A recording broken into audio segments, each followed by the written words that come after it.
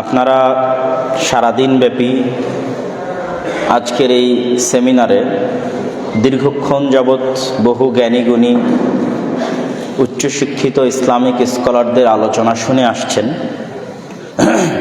এতক্ষণ পর্যন্ত যে আপনারা ধৈর্য ধরে রেখেছেন সেটির জন্য আপনাদেরকে আল্লাহ সুবহানাহু ওয়া তাআলা উত্তম প্রতিদান দান করুক, আল্লাহুম্মা আমিন। তো আপনারা কি ক্লান্ত না শোনার মতো ধৈর্য আছে? জাযাকাল্লাহ খায়ের। আমার বিষয় দেওয়া ছিল সিরাত ও সমসাময়িক তরুণদের ভাবনা, এরকম কিছু একটা। তো সিরাতুন নবী সাল্লাল্লাহু আলাইহি ওয়াসাল্লাম আসলে তো অনেক বড় একটা বিষয়।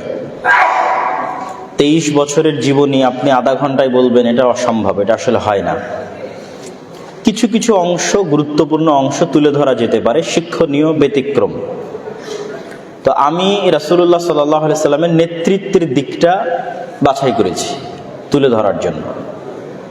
কেননা আমার দৃষ্টিতে আমি মনে করি প্রত্যেক মুসলিম তখনই সফল যখন সে নেতা হওয়ার চিন্তা করবে এবং নেতৃত্বের গুণাবলী তার মধ্যে বিরাজমান থাকবে। অন্যথায় আমাদের যেই গোলামীর জীবনযাপন আমরা সারা বিশ্বব্যাপী করছি, নেতৃত্বের গুণাবলী অর্জন না করা পর্যন্ত আমরা আমাদের এই গোলামীর জিঞ্জির ভাঙতে পারবো না। ফলত নেতৃত্ব এবং এই দাসত্বের জিঞ্জির ভাঙতে হলে নেতৃত্বের গুণাবলী অর্জন করতে হবে এবং রাসূলুল্লাহ সাল্লাল্লাহু আলাইহি ওয়াসাল্লামের নিকট থেকে শিখতে হবে। আর দ্বিতীয় যে বিষয়, এই নেতৃত্বের সাথে সম্পৃক্ত রেখেই সমসাময়িক কিছু বিষয় তার সাথে যতটুকু ইনক্লুড করা যায়, যতটুকু অন্তর্ভুক্ত করা যায় চেষ্টা করব ইনশাআল্লাহ। তার আগে আমি শুকরিয়া আদায় করি যারা আজকের এই অনুষ্ঠানটি আয়োজন করেছেন। আমি এখানে আসার পর শুনলাম, আমি জানতাম না, যে জাহাঙ্গীরনগর মুসলিম বিশ্ববিদ্যালয়ের প্রতিষ্ঠার পর থেকে নিয়ে গত 50 বা 53 বছরের মধ্যে এটিই প্রথম কোনো ইসলামী অনুষ্ঠান। তো আমরা প্রথমত আল্লাহ সুবহানাহু ওয়া তাআলার শুকরিয়া আদায় করো তো বলি আলহামদুলিল্লাহ। দ্বিতীয়ত আল্লাহ সুবহানাহু ওয়া তাআলার নিকটে দোয়া করি যে আল্লাহ সুবহানাহু ওয়া তাআলা এই উদ্যোগে বরকত দান করুন, আল্লাহুম্মা আমিন।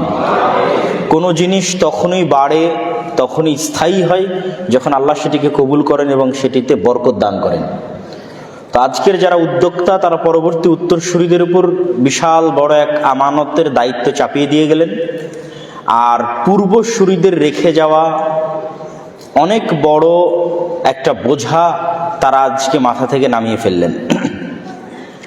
আমি অবশ্যই তাদেরকে পাল্টা উত্তরে বলেছিলাম, এখন যখন কথা হচ্ছিল তখনই, যখন আমাকে বললো যে গত 53 বছরে কোনোদিন এখানে ইসলামী অনুষ্ঠান প্রকাশ্যে হয়নি, তাই আমি বলছিলাম গত 53 বছরে এই বিশ্ববিদ্যালয়ে কি কোনো মুসলিম মায়ের দুধ পান করেছে এরকম কোনো সন্তান আসেনি? তো না, আমি মনে করি অবশ্যই আমাদের এই চেতনা থাকতে হবে যে আমরা আমাদের যে স্বাধীনতা আছে, আমাদের যে রাইটস আছে, আমাদের যে অধিকার আছে একজন মুসলিম হিসেবে, সেটি নিঃসংক চিত্তে আমরা সেই অধিকার বাস্তবায়ন করতে চাই ইনশাআল্লাহ। রাসূলুল্লাহ সাল্লাল্লাহু আলাইহি সাল্লামের নেতৃত্বের গুণাবলী সবগুলো বিষয় টাচ করা সম্ভব হবে না। আজকে আমি একটা স্পেসিফিক লম্বা ঘটনা আপনাদের সামনে তুলে ধরবো, তারপরে আর কিছু গুণাবলীর কথাও তার সাথে আসবে ইনশাআল্লাহ। একটা স্পেসিফিক লম্বা ঘটনা হচ্ছে রাসূলুল্লাহ সাল্লাল্লাহু আলাইহি ওয়াসাল্লাম একদা তিনি তার সাহাবীদের নিয়ে রওনা দিয়েছেন এক সফরে। আমি সময় স্বল্পতার কারণে অত বেশি মধ্যখানে আরবি না বলে শুধু ঘটনার সামারিটা আপনাদের সামনে তুলে ধরব। তো এক সফরে রাসূলুল্লাহ সাল্লাল্লাহু আলাইহি ওয়াসাল্লাম সাহাবীদের নিয়ে রওনা দিয়েছেন। দীর্ঘ যাত্রার কারণে, শরীরে ক্লান্তি থাকার কারণে তারা রাত একটু দেরি করে ঘুমিয়েছেন। তো রাত একটু দেরি করে ঘুমানোর ফলে পরের দিন ফজরে উঠতে সকলের দেরি হয়েছে। পরের দিন ফজরে উঠতে যখন সকলের দেরি হয়েছে, তখন এমন একটা অবস্থা দাঁড়িয়ে গেছে যে সূর্য উদয় হওয়ার পর তাদের ঘুম ভাঙতেছে, তথা সকলের ফজরের সালাত কাজা হয়ে গেছে। হাদিস সহিহ, রাসূলুল্লাহ সাল্লাল্লাহু আলাইহি ওয়াসাল্লামের পক্ষ থেকে এই হাদিস সহিহ। তো সর্বপ্রথম যিনি ঘুম থেকে জাগ্রত হয়েছেন, হাদিসের বর্ণনাকারী হচ্ছে ইমরান বিন হুসাইন রাদিয়াল্লাহু তাআলা আনহু। সর্বপ্রথম যিনি ঘুম থেকে জাগ্রত হয়েছেন তিনি আবু বকর রাদিয়াল্লাহু তাআলা আনহু। আবু বকর রাদিয়াল্লাহু তাআলা আনহু ঘুম থেকে জাগ্রত হওয়ার পর দ্বিতীয় জন যিনি ঘুম থেকে জাগ্রত হয়েছেন তিনি ওমর ইবনুল খাত্তাব রাদিয়াল্লাহু তাআলা আনহু। তো ওমর ইবনুল খাত্তাব এবং আবু বকর রাদিয়াল্লাহু তাআলা আনহুর মধ্যে আবু বকর রাদিয়াল্লাহু তাআলা আনহু আল্লাহর নবীকে ডাকতেও যাননি, জাগাতেও যাননি। তিনি মনে মনে ভাবছেন হয়তো আল্লাহর নবীর উপরে কোনো ওহী অবতীর্ণ হয়েছে, যার ফলশ্রুতিতে তিনি ঘুম থেকে ওঠেননি অথবা জাগা পাননি। কিন্তু ওমর রাদিয়াল্লাহু তাআলা আনহু যেহেতু স্ট্রেট ফরওয়ার্ড এবং খুব বেশি সাহসী, ফলত তিনি সরাসরি রাসূলুল্লাহ সাল্লাল্লাহু আলাইহি ওয়াসাল্লামের কানের কাছে গিয়ে তাকবীর দিতে শুরু করলেন। আল্লাহু আকবার, মা আসাবান নাস, কি হলো মানুষের যে তারা সকলেই ঘুমিয়ে আছে। তো তার তাকবীর ধ্বনিতে রাসূলুল্লাহ সাল্লাল্লাহু আলাইহি ওয়াসাল্লাম জাগ্রত হয়ে গেলেন। রাসূলুল্লাহ সাল্লাল্লাহু আলাইহি ওয়াসাল্লাম জাগ্রত হওয়ার পরপরই সাহাবীদেরকে আদেশ দিলেন যে তোমরা দ্রুত এই স্থান ত্যাগ করো, দ্রুত এই স্থান ত্যাগ করো। এই বাক্যের ব্যাখ্যায় বহু মুহাদ্দিসিনে কেরাম লিখেছেন যে কোনো একটি জায়গায় যখন কোনো অসৎ কাজ, অকল্যাণকর কাজ সংঘটিত হয়, তখন সেখানে শয়তানের আসর বা প্রভাবকে মাথায় রেখে তিনি দ্রুত সেই জায়গা পরিবর্তন করতে বললেন। জায়গা পরিবর্তনের সাথে সাথে মানুষের মন মানসিকতা, শয়তানের প্রভাব, অনেক কিছু থেকে সে হয়তো বেরিয়ে আসতে পারবে। তো জায়গা পরিবর্তন করার পর সাহাবীদের মধ্যে একজন সাহাবী, যিনি যার উপর ফরজ গোসল ছিল কিন্তু তিনি ফরজ গোসল করার মতো পানি পাচ্ছিলেন না, তো তিনি সালাত আদায় করেননি, দাঁড়িয়ে আছেন। রাসূল সাল্লাল্লাহু আলাইহি ওয়াসাল্লাম সালাত আদায় শেষে তাকে জিজ্ঞেস করছেন তুমি কেন সালাত আদায় করনি?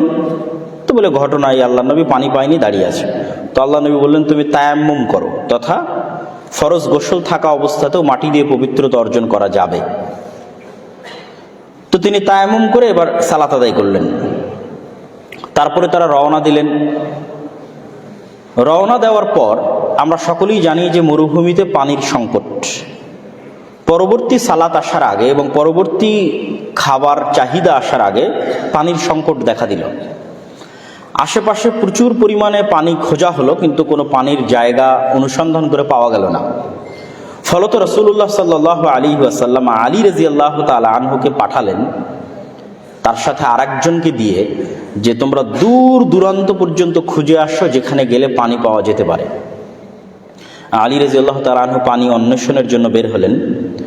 কিছু দূর যাওয়ার পর রাস্তায় একজন মহিলাকে দেখছেন, ইমরাআতুন সাদাতুন, একজন মহিলা যে দুই মটকা, চামড়ার মটকা অথবা অন্য কোনো কিছুর হতে পারে, সেই দুই মটকা পানি পরিপূর্ণ করে নিয়ে আসতেছে।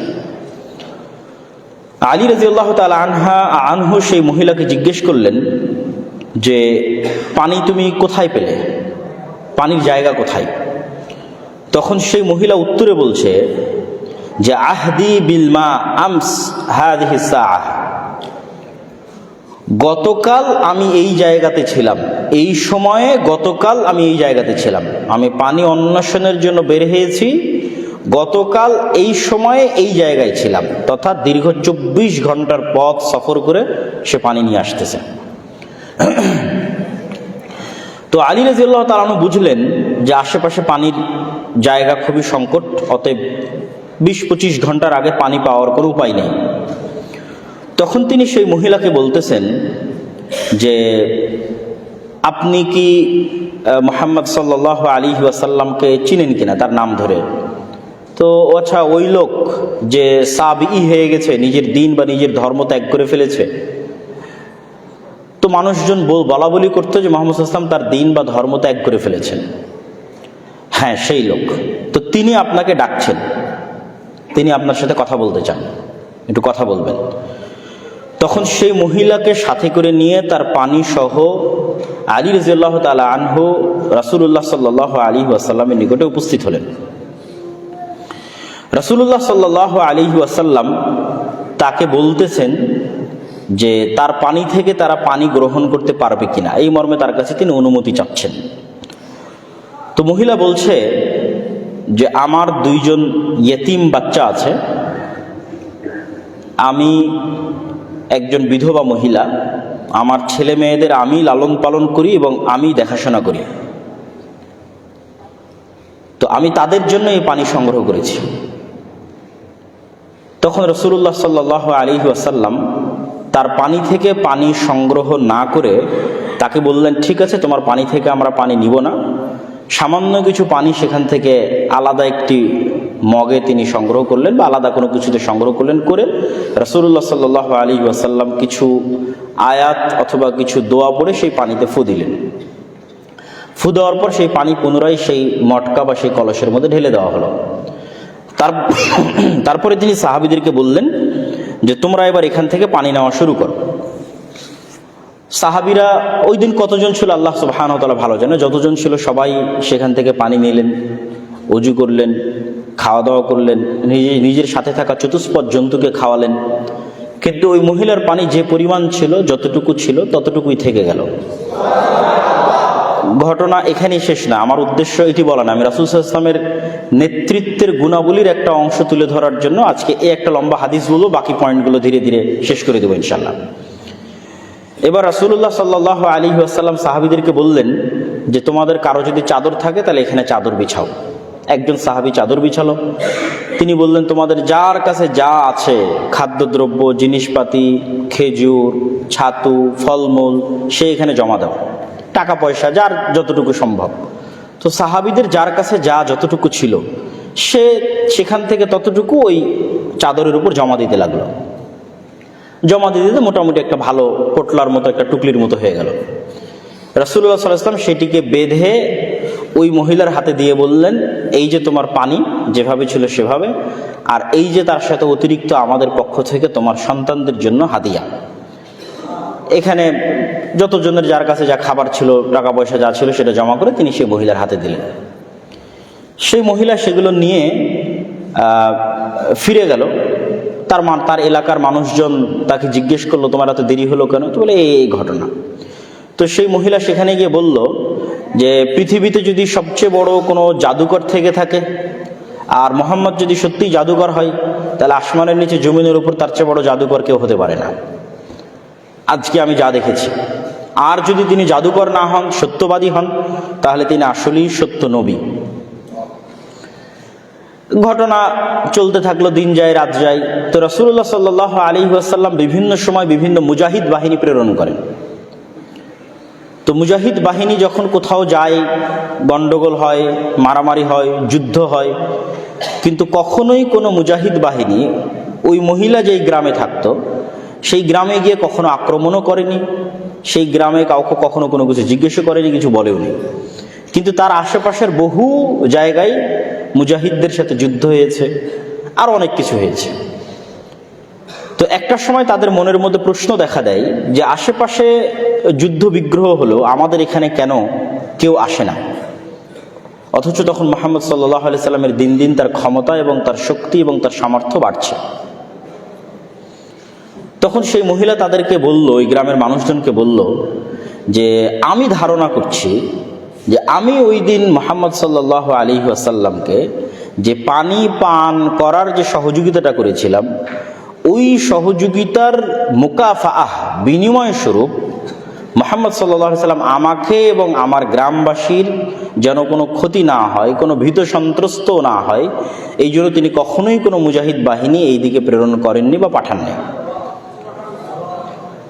তো এই ঘটনার যে কয়েকটা পয়েন্ট আমাদের কাছে শিক্ষণীয়, সেটা হচ্ছে রাসূলুল্লাহ সাল্লাল্লাহু আলাইহি ওয়াসাল্লাম এমনি এমনি নেতা ছিলেন না। তিনি প্রত্যেকটা মানুষের ছোট থেকে ছোট প্রতিদান, ছোট থেকে ছোট সহযোগিতা স্মরণ রাখতেন। ছোট থেকে ছোট প্রতিদান, সহযোগিতা স্মরণ রাখার পর তিনি সর্বোচ্চ পরিমাণে চেষ্টা করতেন সেটা পাল্টা প্রতিদান আদায় করে দেওয়া, পাল্টা প্রতিদান দিয়ে দেওয়া। তো এই ঘটনার কয়েকটা প্রশ্ন আমাদের মাথায় রাখতে হবে যে ওই মহিলা ছিল মুশরিকা, কাফেরা। আলী রাদিয়াল্লাহু তাআলা আনহু গিয়ে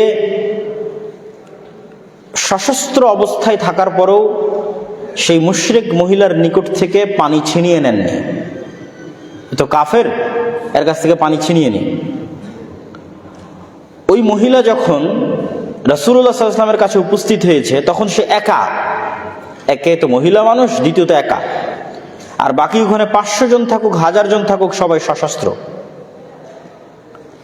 তখন রাসূলুল্লাহ সাল্লাল্লাহু আলাইহি ওয়াসাল্লাম তার সাহাবীদেরকে আদেশ দেননি যে এই মুশরিক, এর কাছ থেকে তুমি জোরপূর্বক নিয়ে নাও।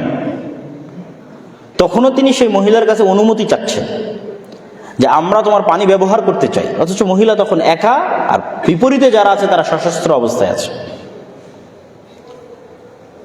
তো মহিলা পানি ব্যবহারের পিছনে যখন অনুমতি দিল না, তখন রাসূলুল্লাহ সাল্লাল্লাহু আলাইহি ওয়াসাল্লাম তার পানি যে অবস্থায় ছিল সে অবস্থায় রেখেই ব্যবহারের জন্য তার যে মুআজিজা, আল্লাহর যে রহমত এবং বরকত, সে আল্লাহর সাহায্য চেয়ে ওই পানিকে ওসিলা বানিয়ে, মাধ্যম বানিয়ে তিনি তার পানি যে অবস্থায় ছিল সে অবস্থায় রাখার ব্যবস্থা করলেন। তাহলে প্রকৃত অর্থে মহিলার নিকট থেকে পানি নেওয়া হলো না, তার পানি যে অবস্থায় আছে সে অবস্থায় থাকলো। আমরা হলে বলতাম যে ঠিক আছে, আপনার পানিতে যে অবস্থায় আছে সে অবস্থায় থাকলো, তো ঠিক আছে আপনি যান, আপনার পানি তো আপনাকে বুঝিয়ে দিয়েছি। আবার সে তো মুশরিক, এই মুশরিককে এত দাম দেওয়ার দরকার আছে নাকি? কিন্তু রাসূল সাল্লাল্লাহু আলাইহি ওয়াসাল্লাম তার পানি যে অবস্থায় আছে সে অবস্থায় থাকার পরেও তিনি তার পানিটা ব্যবহার করে যে উপকারটা গ্রহণ করলেন, সেটার জন্য তিনি পাল্টা তখন ইনস্ট্যান্ট সব সাহাবীর নিকট থেকে সহযোগিতা জমা করে তাকে বুঝিয়ে দিলেন। তারা তো বলতে পারতো, আর ওর যে 2 ছেলে আছে সেই 2 ছেলে মুশরিক, ওরা না খেয়ে মরলে আমাদের কি সমস্যা, না খেয়ে মরুক, ওরা যদি পানিও না পায় তাতে কি সমস্যা। কিন্তু না, তিনি তার পানি যে অবস্থায় সে অবস্থায় থাকার পরেও তাকে তিনি পাল্টা উপকার করছেন।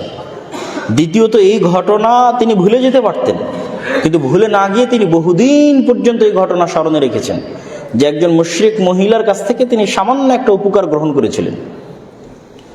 তো তখন অত্র অঞ্চলের মানুষ দেখলো যে তাদের গ্রামের একটা নিম্ন ঘরের, একটা সাধারণ ঘরের একজন মহিলাকে এত বড় একজন নবী, এত বড় একজন শাসক এত বড় মূল্যায়ন করতে পারেন, এই সামান্য একটা উপকার এতদিন স্মরণে রাখতে পারেন। তখন সমগ্র গ্রাম একত্রিত হয়ে ওই মহিলার সাথে রাসূল সাল্লাল্লাহু আলাইহি ওয়াসাল্লামের দরবারে এসে একসাথে ইসলাম গ্রহণ করলো। তো রাসূলুল্লাহ সাল্লাল্লাহু আলাইহি ওয়াসাল্লামের এই নেতৃত্বের গুণাবলীগুলো আমরা মুসলমানেরা অর্জন করতে পারিনি।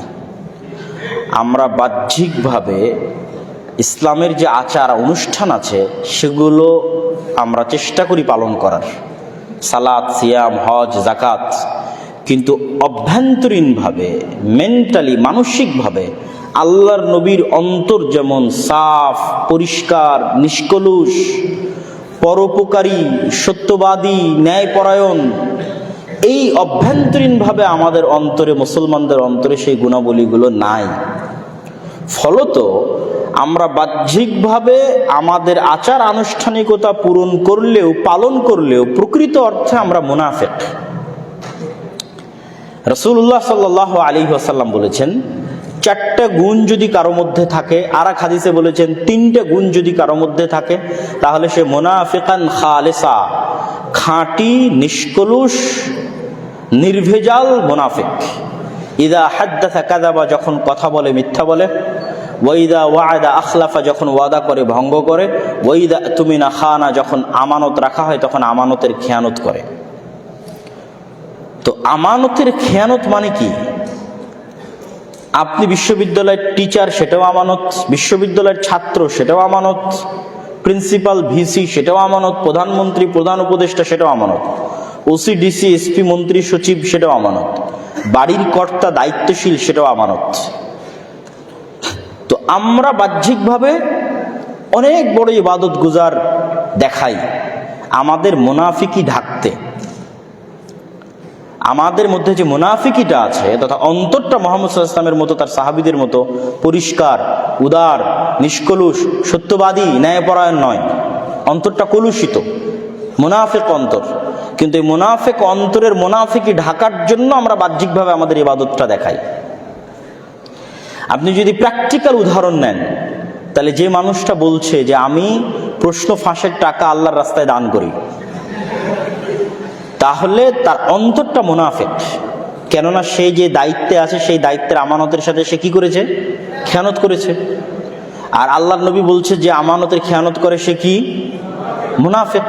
তাহলে তার অন্তর মুনাফিক, কিন্তু অন্তরের এই মুনাফিকি ঢাকার জন্য সে বাহ্যিকভাবে দান করে, সালাত আদায় করে, হজ করে, উমরা করে, লম্বা দাড়ি রাখে, মাথায় টুপি রাখে। এরকম কত সিডিসি, এসপি, মন্ত্রী, মিনিস্টার, সচিব নিবেন যারা নিজ নিজ দায়িত্বের সাথে শতভাগ আমানতের খেয়ানতকারী, কিন্তু তারা নাকি আবার তাহাজ্জুদের সালাত আদায় করে। তার মানে তার অন্তরটা কি? মুনাফিক। এই পরিমাণ, এই ধরনের মুসলমানের সংখ্যা সবচেয়ে বেশি এখন। তো আমাদের দরকার নেতা মুসলিম। তো নেতা মুসলিম, মুসলিম নেতা যদি আমরা পেতে চাই, তাহলে তার অন্তর মুনাফিকি থেকে মুক্ত হতে হবে। সে যখন সালাত আদায় করবে, সিয়াম পালন করবে, হজ করবে, যাকাত দিবে, দান করবে, তখন তার ভেতরটা সত্যবাদী, আমানতদার, ন্যায়পরায়ণতার মতো, পরোপকারীর মতো গুণে গুণান্বিত হতে হবে। রাসূলুল্লাহ সাল্লাল্লাহু আলাইহি ওয়াসাল্লামের এই গুণাবলীগুলো, এই নেতৃত্বের এই গুণাবলীগুলো বলে শেষ করা সম্ভব নয়। তার সত্যবাদিতা, তার ন্যায়পরায়ণতা, তার আমানতদারিতা, তার পরোপকারিতা বলে শেষ করা সম্ভব নয়। এগুলো প্রত্যেকটা দিয়ে তিনি লিডারশিপ, অ্যাজ এ লিডার তিনি তার সমাজে জাহেলি যুগেও প্রতিষ্ঠিত, ইসলাম আসার পরও প্রতিষ্ঠিত। এমনকি রাসূলুল্লাহ সাল্লাল্লাহু আলাইহি ওয়াসাল্লামের এই নেতৃত্বের গুণাবলীর দুইটা গুণ বলে আমি আমার বক্তব্যের শেষের দিকে চলে যাব। রাসূলুল্লাহ সাল্লাল্লাহু আলাইহি ওয়াসাল্লাম পরোপকারী। হেরা গুহায় যেই দিন তার নিকটে ইসলাম আসলো, পবিত্র কোরআনের আয়াত অবতীর্ণ হলো, সেই দিন তিনি সেখান থেকে বের হয়ে খাদিজা রাদিয়াল্লাহু তাআলা আনহার কাছে গিয়ে বলছেন, আমি মারা যাব, আমাকে চাদর দিয়ে ঢেকে দাও, জ্বর চলে আসতেছে। খাদিজা রাদিয়াল্লাহু তাআলা আনহা বলছেন, কখনো নয়, আপনি মারা যাবেন না কেন? আমি সংক্ষেপে শেষ করছি। মারা যাবেন না কেন? আপনি আত্মীয়তার সম্পর্ক রক্ষা করেন, মেহমান আসলে মেহমানের মেহমানদারি করেন, বিপদগ্রস্ত মানুষকে সহযোগিতা করেন, যার বোঝা ভারী হয়ে গেছে, ঋণের বোঝা, তাহমিলুল কাল, তার বোঝা আপনি বহন করেন। তো এই যে 5টা গুণ বললো, আর একটাও খাদিজা রাদিয়াল্লাহু তাআলা আনহা বললেন না যে আপনি হীরা গুহায় এতদিন আল্লাহর ইবাদত করেছেন, আল্লাহ আপনার ক্ষতি করবে না, এটা বললেন না। তার অন্তরটা পরিষ্কার এবং উদার, স্বচ্ছ। তার প্রমাণ এই 5টা গুণ। তিনি মেহমান আসলে মেহমানের মেহমানদারি করেন, তিনি প্রত্যেক আত্মীয়র সাথে সুসম্পর্ক রক্ষা করেন, তিনি বিপদগ্রস্ত মানুষকে সহযোগিতা করেন, যার ঋণের বোঝা ভারী হয়ে গেছে, রাস্তাঘাটে চলতে ফিরতে বোঝা ভারী হয়ে গেছে, সে বোঝা তিনি বহন করেন। তো শুধু এতটুকুই বলা না, আল্লাহর নবীর সিরা যেটি ছিল তার সবচেয়ে বড় প্রমাণ হচ্ছে আবু বকর রাদিয়াল্লাহু তাআলা আনহু। কেন? আল্লাহর নবীর সবচেয়ে ক্লোজ ফ্রেন্ড, বেস্ট ফ্রেন্ড হচ্ছে আবু বকর রাদিয়াল্লাহু তাআলা আনহু। তো যখন মক্কায় আল্লাহর নবী মাজলুম, তখন তিনি সাহাবীদের অনুমতি দিয়েছেন, তোমরা আজকের ইথিওপিয়া, হাবশা, সেখানে হিজরত করবে। তো ওখানে হিজরত করার উদ্দেশ্যে আবু বকর রাদিয়াল্লাহু তাআলা মক্কা থেকে বের হয়ে গেছে। রাস্তার মধ্যে একজন কাফের মুশরিক আবু বকর রাদিয়াল্লাহু তাআলা রাস্তা থামিয়ে দিয়েছে। কোথায় যাচ্ছেন আপনি? তো বলে, মক্কার লোক আমাকে থাকতে দিচ্ছে না, স্বাধীন মতো শান্তি মতো দিন পালন করতে পারছি না মক্কার লোকের অত্যাচারে, তাই হিজরত করতেছি হাবশার উদ্দেশ্যে, ইথিওপিয়ার উদ্দেশ্যে। তখন ওই কাফের উত্তরে বলছে, আপনার মতো লোক লা ইখরাজ ওয়ালা ইয়াখরুজ, আপনার মতো ব্যক্তি মক্কা থেকে বেরো হতে পারে না, মক্কার মানুষ আপনাকে বেরো করে দিতে পারে না। কেন? ইন্নাকা লা তাসিলুর রাহিম, আপনি আত্মীয়তার সম্পর্ক রক্ষা করেন, ওয়া তুঈনু আলা নাওয়াইবিল হক, বিপদগ্রস্তকে সহযোগিতা করেন, ওয়া তাহমিলুল কাল, যার বোঝা ভারী হয়ে গেছে তার বোঝা বহন করেন। প্রত্যেক যেই গুণ খাদিজা রাদিয়াল্লাহু তাআলা আনহা আল্লাহর নবীর জন্য হীরা গুহা থেকে বের হওয়ার পর আল্লাহর নবীকে বলেছিলেন, ওই প্রত্যেকটা গুণ এই কাফের, এই মুশরিক আল্লাহর নবীর সবচেয়ে ক্লোজ ফ্রেন্ড আবু বকর রাদিয়াল্লাহু তাআলা আনহুর জন্য বলতেছে। তার মানে আবু বকর রাদিয়াল্লাহু তাআলা আনহু আল্লাহর নবীর সিরা থেকে কি পরিমাণ শিখেছে, যে দুইটা ডিফারেন্ট ঘটনায় সেম গুণাবলী তাদের জন্য বলা হচ্ছে। আল্লাহর নবীর জন্য খাদিজা রাদিয়াল্লাহু তাআলা আনহা বলছেন হেরা গুহা থেকে বের হওয়ার পর, আবু বকর রাদিয়াল্লাহু তাআলা আনহুর জন্য একজন কাফের বলছে যখন তিনি মক্কা থেকে হিজরত করে চলে যাচ্ছেন তখন সেম গুণ। আর আবু বকর রাদিয়াল্লাহু তাআলা আনহুর এই উন্নত চরিত্রের কারণে, এই উন্নত গুণাবলীর কারণে, যা তিনি আল্লাহর নবীর নিকট থেকে শিখেছিলেন, অসংখ্য বড় বড় সাহাবী আবু বকর রাদিয়াল্লাহু তাআলা আনহুর হাতে ইসলাম গ্রহণ করেছে। আপনারা জানেন কিনা জানি না, যে আশারা মুবাশশিরিনা বিল জান্নাহ, যে 10 জন জান্নাতের সুসংবাদ প্রাপ্ত সাহাবী, সেই 10 জনের অর্ধেকের বেশি সাহাবী আবু বকর রাদিয়াল্লাহু তাআলা আনহুর হাতে ইসলাম গ্রহণ করেছে। কেননা তিনি এরকম উন্নত চরিত্রের ছিলেন, মানুষকে প্রভাবিত করে ফেলতে পারতেন, মানুষকে ইনফ্লুয়েন্স করে ফেলতে পারতেন, মানুষকে ইমপ্রেস করে ফেলতে পারতেন তার উন্নত চরিত্র, উন্নত গুণাবলী দিয়ে। কিন্তু আজকে আমরা মুসলমানেরা সবচেয়ে পিছিয়ে আছি ওই জায়গাতে। এটি গেল আল্লাহ নবীর পরোপকারী হওয়ার গুণ। আর একটা গুণ বলে আমার বক্তব্যের শেষের দিকে চলে যাব, সত্যবাদিতা এবং ন্যায়পরায়ণতা। আল্লাহর নবী নবী হওয়ার আগে মক্কায় সবচেয়ে বেশি পরিচিত এই দুটো গুণের কারণে। সমগ্র মক্কাবাসী জানে কে সত্যবাদী, মুহাম্মদ সাল্লাল্লাহু আলাইহি ওয়াসাল্লাম সত্যবাদী, কে ন্যায়পরায়ণ, মুহাম্মদ সাল্লাল্লাহু আলাইহি ওয়াসাল্লাম ন্যায়পরায়ণ। আবু সুফিয়ান আল্লাহর নবী থেকে 1000 কিলোমিটার দূরে, 1500 কিলোমিটার দূরে জেরুজালেমে বাদশাহ হিরাক্লিয়াসের দরবারে কোনো রেকর্ডার অন নাই, কোনো লাইভ নাই, কিচ্ছু নাই। কেউ আবু সুফিয়ানের কথা রেকর্ড করে নিবে এর কোনো অপশন নাই, কেউ আবু সুফিয়ানের কথা লাইভ প্রচার করবে এর কোনো অপশন নাই। 1000 কিলোমিটার দূরে জেরুজালেমে বাদশাহ হিরাক্লিয়াসের সামনে আবু সুফিয়ান রাদিয়াল্লাহু তাআলা আনহু তখন কাফের। তখন তিনি সাক্ষ্য দিচ্ছেন যে মুহাম্মদ সাল্লাল্লাহু আলাইহি ওয়াসাল্লাম সত্যবাদী। মুহাম্মদ সাল্লাল্লাহু আলাইহি ওয়াসাল্লামকে আমরা কখনো দেখিনি, মা জাররাবনা, কখনো তার অতীত ইতিহাসে আমরা কখনো দেখিনি যে সে মিথ্যার আশ্রয় নেয়, কখনো দেখিনি। তাহলে যদি মুহাম্মদ সাল্লাল্লাহু আলাইহি ওয়াসাল্লামের মধ্যে এই সত্যবাদিতা এবং ন্যায়পরায়ণতা না থাকতো, আবু সুফিয়ান মুহাম্মদ সাল্লাল্লাহু আলাইহি ওয়াসাল্লামের হাতে ইসলাম গ্রহণ করতেন না। কেননা তো মুহাম্মদ সাল্লাল্লাহু আলাইহি ওয়াসাল্লাম নেতা হতে পারতেন না। যে আরেকজনের সাথে অন্যায় করে সে নেতা হতে পারে না, যে আরেকজনকে কটু কথা বলে সে নেতা হতে পারে না, যে আরেকজনের গীবত করে সে নেতা হতে পারে না, যে আরেকজনের সাথে হিংসা করে সে নেতা হতে পারে না। অসম্ভব। মানুষ তার থেকে দূরে সরে যাবে, মানুষ তার কাছে আসবে না, মানুষ তার হাতে ইসলাম গ্রহণ করবে না। কিন্তু মুহাম্মদ সাল্লাল্লাহু আলাইহি ওয়াসাল্লাম স্বচ্ছ, এত জুলমের পর, এত অত্যাচারের পর তিনি মানুষের প্রতি অন্যায় করেননি। তিনি তার নেতৃত্বের যে উন্নত গুণ ছিল সেটি বজায় রেখেছেন। ফলত মানুষ, বড় বড় নেতা তার কাছে সে ইসলাম গ্রহণ করতে সংকোচ করতো না। খালিদ বিন ওয়ালিদের মতো বড় নেতা, আমর ইবনে আল আসের মতো বড় নেতা, উমর ইবনে আল খাত্তাবের মতো বড় নেতা, আবু সুফিয়ানের মতো বড় নেতা, এরা সব আল্লাহর নবীর বিরুদ্ধে যুদ্ধ করেছে বড় বড় লিডিংয়ে থেকে।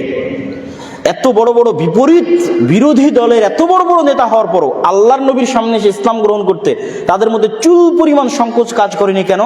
একটাই কারণে কাজ করেনি, রাসূল সাল্লাল্লাহু আলাইহি ওয়াসাল্লামের স্বচ্ছ উন্নত চরিত্রের কারণে। কিন্তু সেই স্বচ্ছ উন্নত চরিত্র থেকে মুসলিমরা পিছিয়ে। ইউরোপ এবং আমেরিকায় বসবাস করা মুসলমানদেরকে দেখে আমি হতবাক হয়ে যেতাম। সবার কথা বলতেছি না, বহু মুসলমান ইউরোপ এবং আমেরিকায় গিয়ে মিথ্যার আশ্রয় নেয়। সরকারের কাছে, ইহুদি, খ্রিস্টান, কাফের সরকারের কাছে 2 টাকা বেশি পাবে এই জন্য মিথ্যা বলে। তাহলে এই মুসলমান যে মিথ্যার আশ্রয় নিচ্ছে সে তো তার আত্মমর্যাদা, আত্মসম্মান নষ্ট করে দিচ্ছে, সে ইসলামের মূল্যবোধ ধ্বংস করে দিচ্ছে। ইসলামের মূল্যবোধের একটা বড় অংশ হচ্ছে মানুষের সেলফ রেসপেক্ট। আর রাসূলুল্লাহ সাল্লাল্লাহু আলাইহি ওয়াসাল্লাম ইসলামী অর্থনীতির একটা মানদণ্ড দাঁড় করিয়ে দিয়েছেন, আল কানাআহ, অল্পে তুষ্টি। মানুষ সুদের ভিত্তিতে লোন নেওয়া এটা আরো পরে, কিন্তু কর্জে হাসানাও নিবে বিলাসিতার জন্য, যে পাকা মাটির বাড়ি টিনের করবে, টিনের বাড়ি পাকা করবে, মোটরসাইকেল নাই নিবে, ফ্রিজ নাই নিবে, এসি নাই নিবে, এই ধরনের কাজের জন্য কর্জে হাসানা নিবে, সুদ ভিত্তিকের কথা বলতেছে না, নিবে।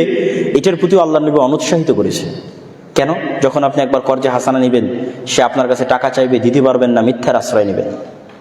যখন আপনি নিজে মিথ্যা বলবেন, আপনার পরিবার মিথ্যা বলবে, আপনার স্ত্রী মিথ্যা বলবে, তখন এদের কারো সেলফ রেসপেক্ট নাই, আত্মসম্মান নাই, এরা কখনোই নেতা হতে পারবে না, এরা তো গোলাম থাকবে। এই পরিবার থেকে কখনো নেতার জন্ম হবে না, মহাবীরের জন্ম হবে না, মহাপুরুষের জন্ম হবে না। কেন? সেলফ রেসপেক্ট হারিয়ে ফেলেছে, এমনি গোলাম হয়ে গেছে। এই জন্য অভ্যন্তরীণভাবে স্বাধীন থাকার জন্য, অভ্যন্তরীণভাবে নেতা হওয়ার জন্য, শতভাগ আত্মসম্মান, আত্মমর্যাদা থাকার জন্য সত্যবাদিতা, ন্যায়পরায়ণতা এগুলোর বিকল্প নাই। বক্তব্যের শেষের দিকে এসে আমি আপনাদেরকে কয়েকটি উদাত্ত আহ্বান জানাতে চাই। জাস্ট একটু ভেঙে ভেঙে 2-1টি উদাত্ত আহ্বান জানাবো। প্রথমত, আপনারা আপনাদের পার্শ্ববর্তী দেশ ভারতকে দেখেন, তারপরের একটু দূরে মধ্যপ্রাচ্যে ইসরায়েলকে দেখেন। গত 24 ঘন্টায় ইসরায়েল সিরিয়ার 500-র অধিক জায়গায় বোমা হামলা চালিয়েছে। পৃথিবীর কাউকে জিজ্ঞেস করার প্রয়োজন মনে করেনি, পৃথিবীর কারো অনুমতি নেওয়ার প্রয়োজন মনে করেনি, না জাতিসংঘ, না আমেরিকা, কারো না, ড্যাম কেয়ার। কিন্তু তারা ভ্রান্তির উপর কতটা অ্যাগ্রেসিভ, কতটা উগ্র, কতটা কট্টর হতে পারে ভ্রান্তির উপর, আপনাদের পার্শ্ববর্তী দেশের যারা হিন্দুত্ববাদী দল, তারা তাদের ভ্রান্ত, সবাই জানে, আপনারাও জানেন, ভ্রান্তির উপর তারা কতটা কট্টর হতে পারে, কতটা শক্ত হতে পারে। আর আপনারা মুসলমানেরা বলতেছেন যে না, আমরা স্বাধীন হয়েছি, আমরা খুব সাহসী। আমি বলি, আপনারা সেই দিন স্বাধীন, সেই দিন সাহসী, তারা ভ্রান্তির উপর দাঁড়িয়ে যদি বলতে পারে যে আমরা অখণ্ড হিন্দুত্ববাদী ভারত প্রতিষ্ঠা করব, মানে হিন্দু ধর্ম একটা ভ্রান্ত ধর্ম, এটা আপনি জানার পরও আপনি দেখছেন এই ভ্রান্তির উপর কতটা শক্ত যে আমরা হিন্দুত্ববাদ রাষ্ট্রীয়ভাবে প্রতিষ্ঠা করতে চাই। তাহলে আপনি কিসের সাহসী যদি আপনি বলতে না পারেন যে আমরা বাংলাদেশে রাষ্ট্রীয়ভাবে ইসলাম প্রতিষ্ঠা করতে চাই? আপনি সাহসী না, আপনি ভীরু কাপুরুষ। আর এই ভীরুতা, এই কাপুরুষতা আপনাকে শিখিয়েছে সেকুলারিজম। সে কেন সেকুলার হয় না? ইসরায়েল কেন সেকুলার হয় না? অসংখ্য ইউরোপের খ্রিস্টান কান্ট্রি, তারা কেন উগ্র খ্রিস্টান পন্থার দিকে এগিয়ে যাচ্ছে? সেকুলারিজমের দ্বার শুধু মুসলমানের জন্য, অথচ স্বয়ং ভারত রাষ্ট্র প্রতিষ্ঠা হয়েছিল সেকুলারিজমের উপর, আর পাকিস্তান আর বাংলাদেশ প্রতিষ্ঠা হয়েছিল ইসলামের উপর। সেই পাকিস্তান আর বাংলাদেশ সেকুলারিজমের দ্বার শিখতে শিখতে অনেক বড় মাপের সেকুলার হয়ে গেছে। আর ভারত প্রতিষ্ঠা হয়েছিল সেকুলারিজমের জন্য। গান্ধীর কথা বলেন, জওহরলাল নেহরুর কথা বলেন, মাওলানা আবুল কালাম আজাদের কথা বলেন, তারা কট্টর হিন্দুত্ববাদের দিকে চলে গেছে। সম্মানিত উপস্থিতি, যদি মুসলমানেরা বলে যে আমরা স্বাধীন, তাহলে সেই স্বাধীনতার জন্য বুক ফুলিয়ে ঘোষণা দিতে হবে যে আমি আমার দিনের উপর কট্টর, কোনো কম্প্রোমাইজ ছাড়া। তাহলে আপনি স্বাধীন। যেই দিন এটা স্বাধীনভাবে ঘোষণা দিতে পারবেন, সেই দিন স্বাধীন। আমি যেহেতু ইহুদি জাতিকে দেখেছি, আর আপনারা দূর থেকে দেখতেছেন, যেই জাতি আর এক দেশের 500 জায়গায় বোমা হামলা করতে পরোয়া করে না, সে তাদের নবীর সুন্নাত দাড়ি রাখার জন্য পরোয়া করবে? কাউকে পরোয়া করে না। এই জন্য ওরা শতকরায় বেশি ইহুদি দাড়ি রাখে। ড্যাম কেয়ার, 500 জায়গায় বোমা হামলা করতে আমি পরোয়া করি না, তা আমি আমার দিন পালন করতে কাকে পরোয়া করবো? কিন্তু আপনি রাষ্ট্রে ইসলাম বহুদূরের কথা, আপনি ব্যক্তি জীবনে ইসলাম পালন করতে 10 বার পরোয়া করেন, পারিবারিক জীবনে ইসলাম পালন করতে 10 বার চিন্তা করেন। তো গোলামির মানসিকতা তো এখান থেকে শুরু হয়েছে। আপনি নেতা হবেন কিভাবে? আপনার মধ্যে হেজিটেশন, তো দ্বিধা তো এখান থেকে শুরু হয়েছে। আপনি মানসিকভাবে কলোনিয়াল মাইন্ড সেটআপ বহন করছেন, যে একজন মানুষ যদি প্যান্ট শার্ট টাই থাকে তাহলে সে স্মার্ট, ইংরেজি বলতে পারলে স্মার্ট, না বলতে পারলে স্মার্ট না।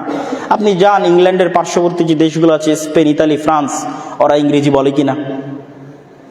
ইংরেজি শিখতে হবে না কথা বলছি না, কিন্তু ফরাসিরা, স্প্যানিশরা, ইতালিয়ানরা মেন্টালি আমাদের চেয়ে বেশি স্বাধীন মানসিকভাবে। কেউ ড্যাম কেয়ার, পরোয়া করে না আমি কেন ইংরেজি শিখবো, আসে আমার ভাষা শিখুক। মানে মানসিকভাবে সে বেশি স্বাধীন। আর আমরা মানসিকভাবে কলোনিয়াল মাইন্ডসেটটা বহন করার জন্য এখন পর্যন্ত গোলাম, আর আমাদেরকে গোলাম বানিয়ে রেখেছে সেকুলারিজম। এই জন্য এই সেকুলারিজমকে শত্রু বানাতে হবে। কিরকম শত্রু বানাতে হবে? যেমন ইব্রাহিম আলাইহিস সালাম ঘোষণা দিয়েছিল, কাফারনা বিকুম আমাই ইয়াকফুর বিত্তাগুত। ইব্রাহিম আলাইহিস সালাম ঘোষণা দিয়েছিল, শোনো, তোমরা যেই মূর্তির ইবাদত করো সেই মূর্তি আর তোমাদের এই সবগুলোর আমি কুফরি করলাম, অস্বীকার করতেছি, ওপেন প্রকাশ্যে। তোমাদের মূর্তির প্রকাশ্যে অস্বীকার করতেছি, কুফরি করতেছি, তোমাদের প্রকাশ্যে অস্বীকার করতেছি, কুফরি করতেছি। এবং তিনি নিজেকে তাদের থেকে সম্পূর্ণরূপে মুক্ত ঘোষণা করেছেন। তা আপনি নিজেকে মুসলিমও দাবি করবেন, আবার মিনমিন করে সেকুলারিজমেরও কথা বলবেন, তাহলে আপনার ঈমান এখনো পূর্ণাঙ্গ হয়নি। আপনাকে প্রকাশ্যে ঘোষণা করতে হবে যে আমি সেকুলারিজমের কাফের, সেকুলারিজমের কুফরি করলাম, সেকুলারিজম মানি না, অস্বীকার করলাম। সেই দিন আপনার অন্তরে ঈমান পরিপূর্ণ হবে, পূর্ণাঙ্গ হবে। আর অসংখ্য যত থিওরি তৈরি করা হয়েছে, আমাদের যুবকদের মাথায় দেওয়া হয়েছে, গণতন্ত্রের নামে, সেকুলারিজমের নামে, লিবারালিজমের নামে, এগুলো প্রত্যেকটা তৈরি হয়েছে আমাদের সন্তানদের, মুসলমানদের সন্তানদের গোলাম রাখার জন্য, এবং রাষ্ট্রীয়ভাবে কোনোদিন যেন ইসলাম ক্ষমতায় না যায় তার জন্য। এটা আমরা যত দ্রুত বুঝবো তত আমাদের জন্য কল্যাণকর, যত দ্রুত বুঝবো তত কল্যাণকর। তো আমরা ক্ষমতায় যাব কিভাবে? যদি আমাদের মধ্যে আল্লাহর নবীর মতো ওই নেতৃত্বের গুণাবলী থাকে, সত্যবাদী ন্যায়পরায়ণ প্রজন্ম যদি জন্ম দিতে পারেন, সত্যবাদী ন্যায়পরায়ণ প্রজন্ম, গত ফ্যাসিজম 16 বছর জীবনেও কন্টিনিউ করতো না যদি এই সরকারে যারা চাকরি করে তাদের মধ্যে মুসলিম মায়ের দুধ পান করেছে এরকম সত্যবাদী ন্যায়পরায়ণ দায়িত্বশীল থাকতো। সত্যবাদী ন্যায়পরায়ণ ওসি, ডিসি, এসপি, মন্ত্রী, সচিব থাকতো, কখনোই সম্ভব ছিল না। কিন্তু সবাই টাকার কাছে বিক্রি হয়ে যায়। মুসলমানদের এই স্বভাবটা সঠিক করতে হবে। মুসলমানের অভ্যন্তরীণভাবে মুনাফিক, বাহিরভাবে দেখাচ্ছে সে মুসলমান, নাউজুবিল্লাহ। অতএব ওই প্রজন্ম তৈরি করতে হবে যেই প্রজন্ম অভ্যন্তরীণভাবে রাসূল সাল্লাল্লাহু আলাইহি ওয়াসাল্লামের মতো নেতৃত্বের গুণাবলীতে বলীয়ান হবে, সত্যবাদী, ন্যায়পরায়ণ, আমানতদার। মরে গেলেও এই গুণে সে কম্প্রোমাইজ করবে না। যখন এই গুণে একবার সে কম্প্রোমাইজ করবে না, অটোমেটিক সে তার দিনের যে বিষয়গুলো আছে সেগুলোতেও সে কখনো কম্প্রোমাইজ করবে না। কেন? তখন তো ও নেতা হয়ে গেছে। নেতা কখনো কম্প্রোমাইজ করে না, গোলামেরা কম্প্রোমাইজ করে। সম্মানিত উপস্থিতি, আমি আমার বক্তব্য দীর্ঘ করতে চাই না। রাসূলুল্লাহ সাল্লাল্লাহু আলাইহি ওয়াসাল্লামের সিরাত থেকে শিক্ষা নিয়ে নেতৃত্বের গুণাবলী আমাদের মধ্যে অন্তর্ভুক্ত করে আমাদের সমগ্র বিশ্বে যা চলতেছে সেই দিক থেকে নিজেকে তুলনা করে আপনারা নিজের দিনের উপর, আমরা আমাদের নিজের দিনের উপর কট্টর হওয়া শিখি, দেখবেন যে আমরা স্বাধীন হয়ে গেছি ইনশাআল্লাহ। এই জন্য আমি কেন বারবার এই দুইটা জাতির কথা বলি, এই ইহুদি জাতির কথা কেন বলি আর হিন্দুদের কথা কেন বলি, এই দুইটা জাতির কথা কেন বলি? দেখেন, আমরা মুসলমানেরা আমাদের প্রোডাক্টিভিটি নষ্ট করতেছি সময় নষ্টের মাধ্যমে। আর তাদেরকে দেখেন, আপনি ইহুদি ফ্যামিলি বলেন, পরিবার বলেন, সমাজ বলেন, সেখানে যান, তাদের সন্তানেরা কিন্তু আমাদের মতো প্রোডাক্টিভিটি নষ্ট করে না। মাদকতা, জুয়া এগুলোর মধ্যে নিমজ্জিত হয়ে সময় নষ্ট করে না। আমরা যদি শুধু বলি যে হ্যাঁ আমি মুসলমান, আল্লাহ আমাকে সাহায্য করবে, জি আল্লাহ সাহায্য করবে, কিন্তু আল্লাহ একটা সিস্টেমে পৃথিবীকে ডেভেলপ করেছে। ওই সিস্টেমের মধ্যে দিয়ে যদি আপনি না যান, তাহলে আল্লাহ সুবহানাহু ওয়া তাআলা কিভাবে আপনাকে সাহায্য করবে? আপনাকে তো ওই সিস্টেমের মধ্যে ফাইট দিতে হবে, চেষ্টা করতে হবে। আপনি ঘরে বসে থাকবেন, আপনি free fire, PUBG, Facebook, Twitter, YouTube, TikTok এগুলোতে সময় নষ্ট করবেন, নেটফ্লিক্স এগুলোতে সময় নষ্ট করবেন, আর আরেকজন বসে থেকে পড়াশোনা করবে, গবেষণা করবে, জ্ঞানী হবে, তো আল্লাহ সুবহানাহু ওয়া তাআলা তো আপনাকে সহযোগিতা করবে না। আপনাকেও তাদের মতো প্রোডাক্টিভ হতে হবে। আপনি আরেকজন খ্রিস্টানের সাথে যদি চলেন, পথভ্রষ্ট খ্রিস্টান, তাহলে আপনি শিখতে পারবেন না কিছু। আপনি দেখবেন সেও সপ্তাহের ইনকাম 2 দিনে গার্লফ্রেন্ডদের সাথে শেষ করে দিচ্ছে, অথবা পাবে গিয়ে শেষ করে দিচ্ছে, অথবা বারে গিয়ে শেষ করে দিচ্ছে। পাবে জুয়া খেলে, বারে মাদকতার মাধ্যমে, অথবা গার্লফ্রেন্ডকে নিয়ে কোথাও ঘুরতে গিয়ে শেষ করে দিচ্ছে। কিন্তু আপনি যদি একজন ইহুদির সাথে চলাফেরা করেন, হোঁচট খাবেন। ওদের টেন্ডেন্সি ভিন্ন, লক্ষ্য উদ্দেশ্য ভিন্ন। একটা বড় টার্গেট নিয়ে কঠোর পরিশ্রম করে যাচ্ছে, পৃথিবীকে কিভাবে কন্ট্রোল করবে, শাসন করবে, অল্প সংখ্যক হওয়ার পরও তার পিছনে জান প্রাণ দিয়ে চেষ্টা করে যাচ্ছে।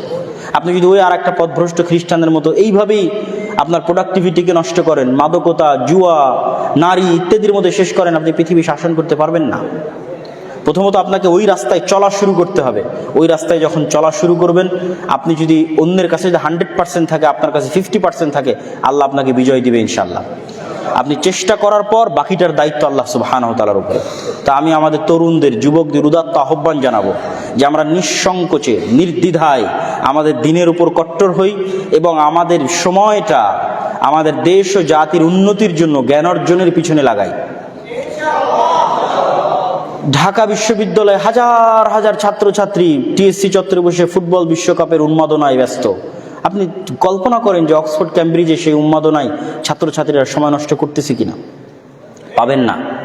তারা পড়াশোনা করতেছে, জ্ঞান অর্জন করতেছে, কিন্তু আমরা পড়াশোনা এবং জ্ঞান অর্জন থেকে অনেক পিছিয়ে। আমরা যে আমাদের পার্শ্ববর্তী দেশকে নিয়ে হাসি ঠাট্টা করতেছি। আপনি বেঙ্গলোরে যান, বেঙ্গলোরকে তারা সেকেন্ড সিলিকন ভ্যালি বানিয়েছে। আমেরিকার যে সিলিকন ভ্যালিতে তথ্য প্রযুক্তির সকল বলা যায় হাউস, সেই সেকেন্ড তারা তৈরি করেছে বেঙ্গলোরে। তা আপনি হিন্দুদেরকে কি নিয়ে ঠাট্টা বিদ্রুপ করবেন? আপনার ওইরকম সিলিকন ভ্যালি কোথায় বাংলাদেশে? ওইরকম তথ্য প্রযুক্তির স্কুল, কলেজ, ইউনিভার্সিটি, হাব কোথায়? আমরা তো তৈরি করতে পারিনি। তাহলে আপনাকে ওই জগতে টেক্কা দিতে হবে দিনের উপর কট্টর হতে হবে এবং জ্ঞান বিজ্ঞানে চেষ্টা পরিশ্রম করে টেক্কা দিতে হবে, তাহলে জাতি হিসেবে স্বাধীন হবেন। আর যদি সারাদিন মুখে সেকুলারিজম আর লিবারালিজম এগুলো যদি মুখে আওড়ান, নিজের দিনের সাথে কম্প্রোমাইজ করেন আর মদ জুয়া ইত্যাদি নিয়ে ব্যস্ত থাকেন, তাহলে আমাদের গোলামির জন্য অন্য কাউকে দোষ দিয়ে লাভ নাই, আমাদের গোলামির জন্য আমরাই দায়ী। আমাদের পরবর্তী প্রজন্ম গোলাম থাকবে, তাদের পরবর্তী প্রজন্ম গোলাম থাকবে। স্বাধীন হতে চাইলে মাথা উঁচু করে দাঁড়াতে হবে, পরিশ্রম করতে হবে। আল্লাহ সুবহানাহু ওয়া তাআলা আমাদের জাতিকে, আমাদের দেশকে, আমাদের পরবর্তী প্রজন্মকে স্বাধীন হিসেবে এই গোলামির জিঞ্জির থেকে মুক্ত হওয়ার তৌফিক দান করুক, আল্লাহুম্মা আমিন। কিছু প্রশ্ন আপনাদের পক্ষ থেকে এসেছে। কেউ যদি মডারেট মুসলিম বলে পরিচয় এবং তাত্ত্বিকভাবে সেকুলারিজম প্রমোট করে, সে কি দিনের ভিতর থাকতে পারবে বা প্রকৃত মুসলিম থাকবে? কেউ যদি সেকুলারিজমকে মনে প্রাণে বিশ্বাস করে, তাহলে তার মুসলিম থাকার সম্ভাবনা খুবই কম।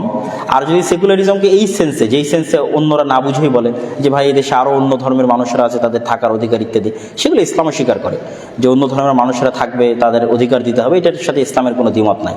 ইসলামের দ্বিমত হচ্ছে আপনি সেকুলারিজমের নামে আসলে অন্তরে ইসলাম বিদ্বেষ লালন করা হয় এবং রাষ্ট্রীয়ভাবে, রাষ্ট্রীয় কাঠামোগতভাবে সেকুলারিজমের নামে ইসলামকে, ইসলামের বুকে লাথি দেওয়া হয়, তথা মুসলমানদের যে অধিকার, সেই অধিকারকে ডাউন করার জন্য সেকুলারিজম ইউজ করা হয়।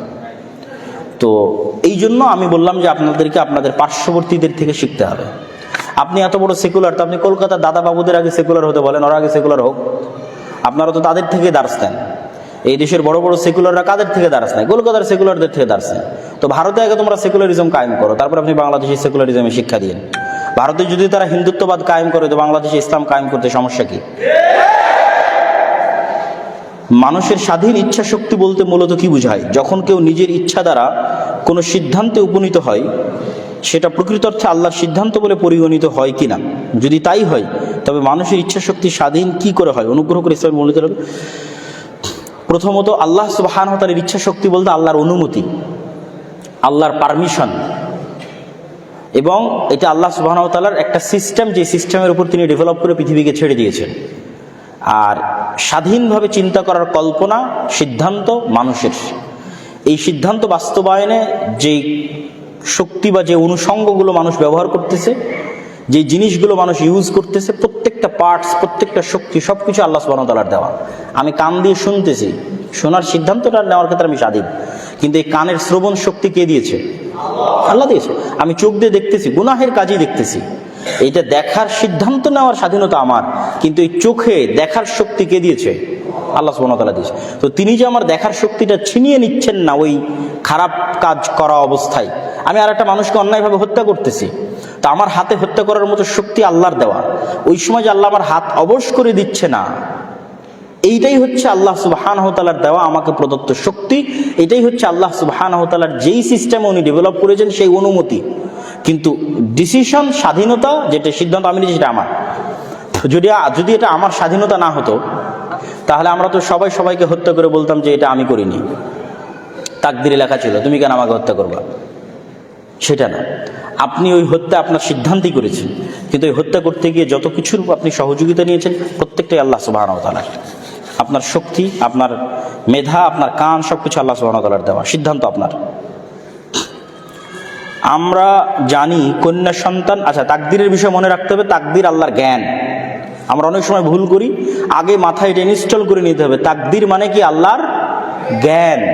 আপনারা এখন বিজ্ঞানের মাধ্যমে বলে দিতে পারতেছেন ওখানে বৃষ্টি হবে, ওখানে ভূমিকম্প হবে, এই বাচ্চা হবে, ছেলে হবে, মেয়ে হবে, অনেক কিছু বলে দিতে পারতেছেন। তো আল্লাহ সুবহানাহু ওয়া তাআলা এর চেয়ে কত জ্ঞানী। আল্লাহ সুবহানাহু ওয়া তাআলা বলেছেন মানুষকে অল্প সামান্যতম জ্ঞান দান করা হয়েছে। অসংখ্য হাদিসের তুলনাও দেওয়া হয়েছে, মহাসাগরের মধ্যে সুই ডুবে উঠালে যতটুকু হয় তার চেয়েও কম জ্ঞান মানুষকে দেওয়া হয়েছে। তো আল্লাহ সুবহানাহু ওয়া তাআলা এত মহাজ্ঞানী হওয়ার পর তিনি জানেন না যে আপনি ভবিষ্যতে কি করবেন? আপনাদের বিজ্ঞান বলতে পারছে, তিনি বলতে পারবেন না? এটা জ্ঞান। আমরা জানি কন্যা সন্তান আল্লাহ তাআলার রহমত। তাহলে আমার পরিচিত একজন প্রকাশ্যে সুদখোর, যার 3টি মেয়ে, তাহলে তার উপর কি আল্লাহ সুবহানাহু ওয়া তাআলার রহমত বর্ষিত হচ্ছে? আচ্ছা, কন্যা সন্তান আল্লাহর রহমত এইভাবে হাদিস নাই, এইভাবে হাদিসে এসেছে, কেউ যদি 3জন কন্যা সন্তান লালন করে, তাহলে রাসূল সাল্লাল্লাহু আলাইহি ওয়াসাল্লাম তার জিম্মেদারি নিচ্ছেন যে তার কন্যা সন্তানেরা তাকে জান্নাতে নিয়ে যাওয়ার জন্য চেষ্টা করবে। তারপর আল্লাহর নবী 2জন সন্তানের কথাও বলেছেন, তারপরে 1জন কন্যা সন্তানের কথাও বলেছেন। এখন বিষয় হচ্ছে কিয়ামতের মাঠে সকল উপকার পাওয়ার প্রথম শর্ত তাওহীদ থাকতে হবে। সকল উপকার পাওয়ার, আল্লাহর নবীর আপন চাচা আবু তালেব, তাকে আল্লাহর নবী করজোড়ে রিকোয়েস্ট করতেছে, হাম্বল রিকোয়েস্ট, আল্লাহ আমার চাচা প্লিজ আপনি একবার বলেন লা ইলাহা ইল্লাল্লাহ, আপনি একবার লা ইলাহা ইল্লাল্লাহ বললে আপনার কি আছে না আছে তার জন্য আমি আল্লাহর কাছে যা করা লাগে সব করব। কিন্তু আপনি লা ইলাহা ইল্লাল্লাহ না বললে এটা আমার পক্ষে করা সম্ভব হবে না। তা আল্লাহ নবীর চাচা লা ইলাহা ইল্লাল্লাহ বললেন না। তারপরেও আল্লাহ নবী বলছেন যে আমার চাচা লা ইলাহা ইল্লাল্লাহ না বলে না বলুক, আমি আল্লাহর কাছে ক্ষমা চাইতেই থাকবো যতদিন আল্লাহ আমাকে নিষেধ না করবে। তখন এবার আল্লাহ কোরআনের আয়াত অবতীর্ণ করে দিয়ে তার নবীকে নিষেধ করছেন যে একজন নবীর জন্য এটা কখনোই শোভা পায় না যে তিনি এমন ব্যক্তির জন্য দোয়া করবেন যে আল্লাহর তাওহীদকে স্বীকার করেনি। আল্লাহু আকবার। তাহলে প্রথমত যে উপকারী পেতে চান কি লাগবে? তাওহীদ। তাওহীদ নাই কোনো উপকারী কাজ দিবে না। আল্লাহর নবী তার চাচাকেও কোনো উপকার করতে পারবেন না। তাওহীদ যদি থাকে তাহলে অবশ্যই অন্য আর গুনাহ, সেই গুনাহগুলোর শাস্তির ব্যবস্থা আল্লাহ সুবহানাহু ওয়া তাআলা করে দিবেন। যদি অন্য গুনাহগুলো তার ভারী বেশি হয়, দাড়িপাল্লায় নেকি যদি কম হয়, তাহলে সেগুলোর কি শাস্তি হবে, কি ব্যবস্থা হবে সেটা আল্লাহ সুবহানাহু ওয়া তাআলা করবেন। সেই ব্যবস্থা করে দিয়ে তাওহীদ থাকার কারণে তার যে উপকারটুকু পাওয়ার, সেই উপকারটুকু পাওয়ার ব্যবস্থা আল্লাহ সুবহানাহু ওয়া তাআলা করে দিবেন। আমাদের মৃত্যু হওয়ার পর আল্লাহ আমাদের আবার জীবিত করবেন, কিন্তু এটা অনেকেই বিশ্বাস করে না। তাদের জন্য এই আয়াতটি আমাকে ব্যাখ্যা করে দিবেন। আল্লাহই হচ্ছেন শস্য দানা ও বীজ বিদীর্ণকারী, তিনি মৃত থেকে জীবন্তকে বের করেন এবং জীবন্ত থেকে মৃতকে। এই হচ্ছেন আল্লাহর সৎপথে থেকে তোমরা কোথায় চলে যাচ্ছ? সূরা আল-আনআম 95। ইসলামের ঈমানের যে 6টা, প্রত্যেকটাই অদৃশ্যকে বিশ্বাস। এইটা এই কনসেপ্ট আগে ক্লিয়ার করতে হবে। মানে ইসলামে ঈমানের যে 6টা, একটাও যুক্তির আলোকে বিচার করলে কেউ মুমিন হতে পারবে না। তারপরেও আল্লাহ যুক্তি দিয়েছে, দেয়নি তা না, কিন্তু আগে আপনি সামারিটা বুঝে রাখেন, পুরোটাই অদৃশ্য। আল্লাহকে আমরা কেউ দেখেছি? দেখিনি, অদৃশ্য। আমরা কি কিয়ামত দেখেছি? অদৃশ্য। আমরা কি তাকদীর দেখেছি? অদৃশ্য। তাহলে ঈমানের যে ফেরেশতাদেরকে আমরা দেখেছি, এমনকি আমাদের জন্য আল্লাহর নবী স্বয়ং মুহাম্মদ সাল্লাল্লাহু আলাইহি ওয়াসাল্লাম অদৃশ্য, আমরা তো তাকেও দেখিনি। তাহলে আমাদের ক্ষেত্রে ঈমানের প্রত্যেকটা জিনিসই অদৃশ্য, এটা 1 নম্বর পয়েন্ট।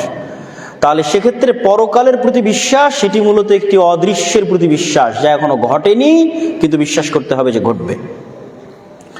তাহলে কেন বিশ্বাস করবেন? আল্লাহ সুবহানাহু ওয়া তাআলা এই বিশ্বাসের জন্য যে যুক্তিগুলো মানুষকে দিয়েছেন, সেই যুক্তিগুলোর 1 নম্বর যুক্তি, যেটা সবচেয়ে শক্তিশালী, মর পাওয়ারফুল যুক্তি অন্য সকল যুক্তির চাইতে, যে আপনি এখন যে পৃথিবীতে এসেছেন, এই পৃথিবীতে আসার পিছনে আপনার কোনো সিদ্ধান্ত বা আপনার বাবা মায়ের কোনো সিদ্ধান্ত শামিল ছিল কি না। মানে আপনার বাবা মা কোনো একটা সুইচ বাটন চাপ দিয়ে নিজের ডিসিশন নিয়ে যে আমি এই কালারের, এই রঙের, এই বর্ণের পুরুষ একটা সন্তান চাই, চাপ দিয়ে আপনাকে বের করে নিয়ে আসছে? ছিল না। ঠিক আপনিও কোনো একটা ডিসিশন নিয়ে যে না আমি এতদিন পর অমুক তারিখে পৃথিবীতে যাব, আপনি সেই সিস্টেমে পৃথিবীতে এসেছেন, এটা হয়েছে? হয়নি। তাহলে আপনার বাবা মায়ের হাতে ছিল না, এই ক্ষমতা ছিল না যে আপনাকে তারা পৃথিবীতে নিয়ে আসে। সেকেন্ড, আপনার হাতে ছিল না যে আপনি পৃথিবীতে আসবেন। তাহলে পুরোটাই আপনার বাবা মায়ের নিজস্ব ক্ষমতার বাইরে এবং আমার নিজস্ব ক্ষমতার বাইরে আমি পৃথিবীতে চলে এসেছি। আমার নিজস্ব ইচ্ছার বাইরে এবং আমার বাবা মায়ের কোনো ক্ষমতার বাইরে আমি পৃথিবীতে চলে এসেছি। তাহলে এইবার যদি পৃথিবীতে আমি চলে এসে থাকি উইদাউট আমার ডিসিশন, উইদাউট আমার বাবা মায়ের ডিসিশন, তাহলে আর একবার যে আবার আল্লাহ উঠাবেন না, সেই গ্যারেন্টি আমি কেমনে দিব বলেন? এই গ্যারেন্টি আমি তখনই দিতে পারতাম যদি আমি নিজে ডিসিশন নিয়ে এবার পৃথিবীতে আসতাম। যেহেতু এবার পৃথিবীতে ডিসিশন নিয়ে আসেনি, আমার বাবা মায়েরও সেই ক্ষমতা ছিল না, পৃথিবীর কোনো বাবা মায়ের সেই ক্ষমতা নাই, তাহলে যে আল্লাহ, যেই সত্তা আমাকে এইবার আমার ইচ্ছা ছাড়া, বাবা মায়ের ক্ষমতা ছাড়া পৃথিবীতে নিয়ে এসেছেন, তিনি চাইলে এর চাইতে আরো সহজভাবে দ্বিতীয়বার আমাকে জীবিত করতে পারেন। এই যুক্তিটা আল্লাহ দিয়েছেন যে প্রত্যেক যে কোনো জিনিস একবার সংগঠন করা কঠিন আর দ্বিতীয়বার করা সহজ। আপনারাই বলতেছেন ভাই এবার করেছি এই অনুষ্ঠান, এরপরের বার সহজ হবে। যে ফার্স্ট টাইম মোবাইল বানিয়েছে, কম্পিউটার বানিয়েছে, সেকেন্ড টাইম সহজ না কঠিন? সহজ। তাই আল্লাহ সুবহানাহু ওয়া তাআলা যে ফার্স্ট টাইম আমাদের এই পৃথিবীতে নিয়ে আসেন, তো সেকেন্ড টাইম তিনি পুনরায় আমাদের জীবিত করবেন না, এর কোনো গ্যারেন্টি কেউ দিতে পারবে না। দ্বিতীয়ত, আল্লাহ সুবহানাহু ওয়া তাআলা অসংখ্য মৃত জিনিস থেকে জীবিত হওয়ার উদাহরণ কোরআন মাজিদে দিয়েছেন। যে তোমরা যে শস্য দানা বীজ, এটা মৃত, এই শস্য দানা বীজকে তোমরা মাটিতে পুঁতে দাও, সেখান থেকে জীবিত গাছ জন্ম নিচ্ছে। ডিম মৃত, তোমরা সেই ডিমে গরম দাও, সেখান থেকে জীবিত মুরগির জন্ম হচ্ছে। তাহলে এই অসংখ্য মৃত জিনিস থেকে পৃথিবীতে আল্লাহ তোমাদের সামনে জীবন্ত বের করে দিচ্ছে, তোমাদের চোখের সামনে। তাহলে তোমার মৃত যেই লাশ, যেই মেরুদণ্ড মাটির মধ্যে পুঁতে আছে, সেই মৃত মেরুদণ্ড থেকে আল্লাহ পুনরায় তোমাকে জীবিত অবস্থায় সৃষ্টি করবেন না, এই গ্যারেন্টি তুমি কেমনে দাও যে আল্লাহ মৃত বীজ থেকে জীবন্ত গাছ তৈরি করতে পারে? ওই মাটি থেকেই তো আল্লাহ মৃত বীজ থেকে জীবন্ত গাছ তৈরি করছেন। তো পৃথিবীতে আল্লাহ এরকম অসংখ্য উদাহরণ আমাদের সামনে আছে যে আল্লাহ সুবহানাহু ওয়া তাআলা করছেন মৃত থেকে জীবিত। আচ্ছা, এই ছিল মোটামুটি প্রশ্ন, আর তেমন কোনো প্রশ্ন নয়। আমরা সকলেই বৈঠক শেষের দোয়া পড়ি। বৈঠক শেষের দোয়া পড়ে আজকে আমাদের এই অনুষ্ঠান আমরা শেষ করতে চাচ্ছি। সবাই আমার সাথে একটু বৈঠক শেষের দোয়া পড়বেন। আর আরেকটি কথা, আমাদের মিরপুর 12-তে দাওয়া সেন্টার আছে, যেখানে প্রতি শনিবার বাদ আসর আমি নিজে কিতাব ভিত্তিক দার্স দিই। আজকেও দিয়ে আসলাম। অনেক ভাই, বিশেষ করে আপনাদের স্টুডেন্টরাই বিভিন্ন বিশ্ববিদ্যালয়, জাহাঙ্গীরনগর ইউনিভার্সিটিরও 2-3 জন স্টুডেন্ট সেখানে নিয়মিত যায়, আমি চিনি তাদেরকে। এখন এখানে আমি দেখতে পাচ্ছি কিনা বলতে পারবো না। তো প্রতি শনিবার বাদ আসর একদম মিরপুর 12 বাস স্ট্যান্ডের অপোজিটে বাটার একটা শোরুম আছে, প্রিন্স বাজারের পাশের বিল্ডিং, লিফটের 5। তো আপনাদের পক্ষে যদি সম্ভব হয় প্রতি শনিবার সেখানে আসা বা মাঝে মধ্যে আসা, আমাদের এই দাসটা চলমান থাকবে। এবং চাইলে মাঝে মধ্যে সেখানে জুমার সালাত আদায় করতে পারেন, তাহলে আপনাদের সাথে সাক্ষাৎ হবে, পরামর্শ হবে, আরও ভালোভাবে দাওয়াতি কাজের বিষয়ে ভবিষ্যৎ পরিকল্পনা তৈরি করা যাবে। আল্লাহ সুবহানাহু ওয়া তাআলা আমাদের যুবকদেরকে অত্র অনুষ্ঠানে উপস্থিত সকলকে, আয়োজককে, শিক্ষক মণ্ডলীকে, যারা যেভাবে সহযোগিতা করেছেন সকলকে আল্লাহ সুবহানাহু ওয়া তাআলা কবুল করুক, আল্লাহুম্মা আমিন। সকলকে আল্লাহ সুবহানাহু ওয়া তাআলা জাযায়ে খায়র দান করুক, আল্লাহুম্মা আমিন। সুবহানাকা আল্লাহুম্মা ওয়া বিহামদিকা আশহাদু আল্লা ইলাহা ইল্লা আনতা আস্তাগফিরুকা ওয়া আতুবু ইলাইক।